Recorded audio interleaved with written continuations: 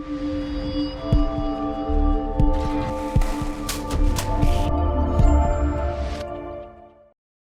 everyone, it's Alex Martinez with Real Estate Skills, and we teach people how to wholesale and flip houses across the nation in our Pro Wholesaler VIP program.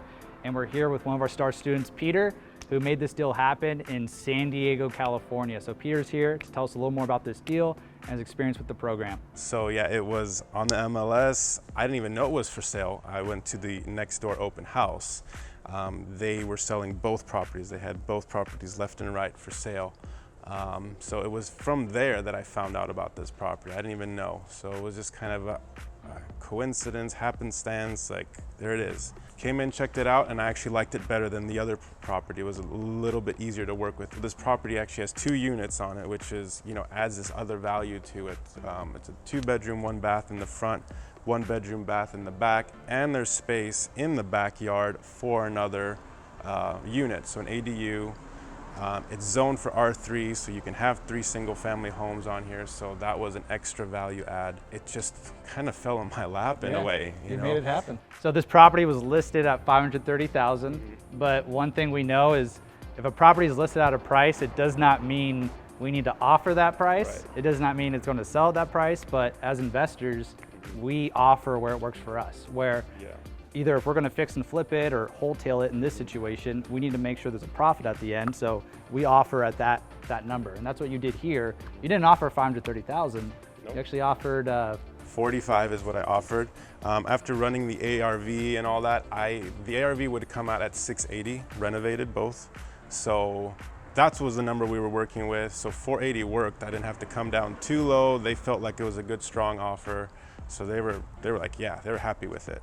And got accepted, and then that's when it got even more interesting. And lots of the surprises showed up, but it's been a great learning experience, and we're closing on Tuesday, so I couldn't be happier. Awesome, man. Congratulations. And you and your partner probably net like $60,000 on this deal at the end of the day? There's been so many numbers going back and forth, but it's in that range, and it's still kind of blowing my mind. Yeah, man. So this deal, this wasn't a wholesale where you just put it under contract and then you don't buy it and you assign those contract rights and you get paid for that. You could have done that. Sure. You probably could have made 10, 15, 20, maybe around there. But you decided to wholetail it, which is in between, fixing and flipping, making it a full retail flip. The goal of a wholetail is like in between a wholesale and a fix and flip. So we want quick profits like a wholesale, but we want to hopefully sell this to a retail buyer on the market. So you bought this at $45,000 total list price. It was like July 17th? Yeah, June, and then we closed a few weeks later, and then after just reassessing all the numbers, we put it back on the market within a week. So back in July, we were back on the market. So within a week of buying it at 45, you put it back on the market at 579. That's pretty cool to do you did a little bit of work. You had an assistant help you rake some leaves. Your son is out here and touching up carbon monoxide detectors, things like that. Yeah, we had the gas inspector come out, the city inspector come check the gas. He says, you got to have all these other things fixed. So we had to bring the plumber back out. He came and started checking. He replaced the one thing that they said to replace, checked to see if it was leaking. It was still leaking. So they basically said, look, there's probably leaks throughout the whole gas lines. There's probably pinholes through the whole thing. It's from 1956. You just have to replace the whole thing. So it's not what we wanted to hear. Good news was they said, we don't have to do as much line as they did. Whoever built it had the gas line running all through the house, and there were no appliances over there. So it was just like all this extra gas line for no reason.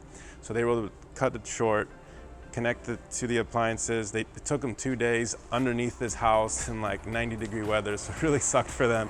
Glad it wasn't me to have to do that part. Yeah, right.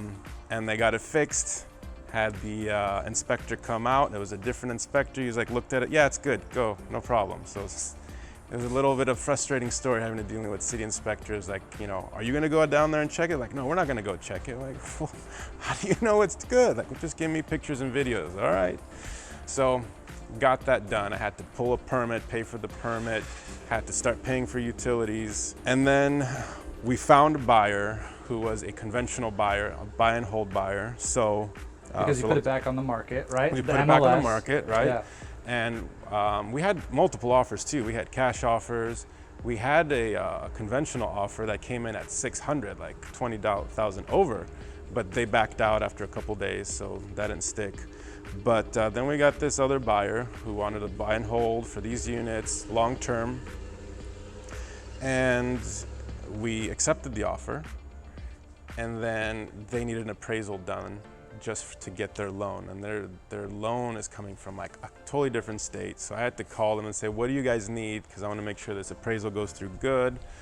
They said, you just make sure there's smoke detectors and that the water heaters are strapped. So I don't remember if they were or not. So I checked both units. One unit had smoke detectors, no carbon monoxide, and it had no straps on the water heater. Checked the other unit, it had no smoke detectors, no carbon, but it did have straps on it. So, you know, I just took care of it myself. I drilled in the holes, I put the straps on myself, made it look good, got the carbon monoxide detectors, the smoke alarms, just put them in, and appraiser came in.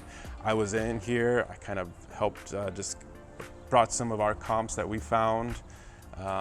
She was actually very glad we did. I know sometimes appraisers are like, well, what are you trying to do? Leave us alone. But she was actually very nice, very helpful. Appreciated that I brought that. I helped her take the door off the water heater so she didn't have to worry about it. So, you know, whatever you have to do to make things happen, and whatever it takes. Whatever it takes. Whatever it takes. I was scrubbing floors before the appraiser because they had ripped the carpet out, so there's a bunch of glue that got dirty and stinky. You know, there might have been some animals that got in there at some point, and I was in there with bleach, scrubbing things down. Whatever I had to do to make it happen. Yeah. So that was one part of it. Then there was, because we bought it with my partner and we didn't just wholesale it, we had to get a hard money loan. So that was a whole new thing for me too. This is basically my first deal, and I just went through a lot of different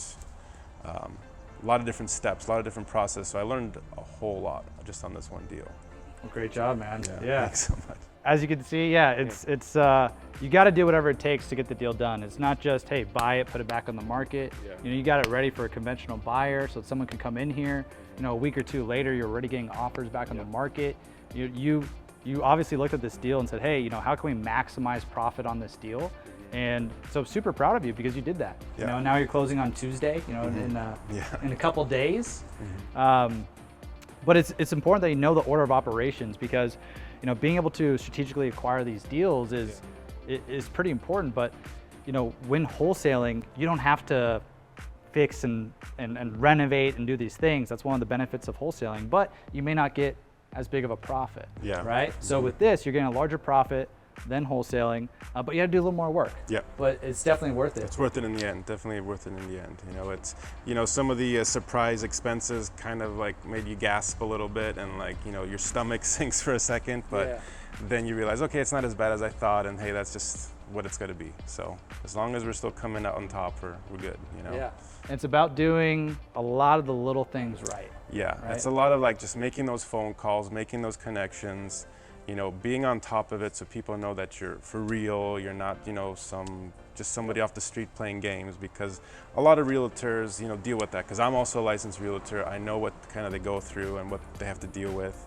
And, you know, you kind of have to just set them at ease. And once they feel that, you know, like I made a friend that agent who sold this to us, she's been sending me leads constantly. She's like, she loved me so much, she's out of areas, like, here's leads, here, whatever we can do to help.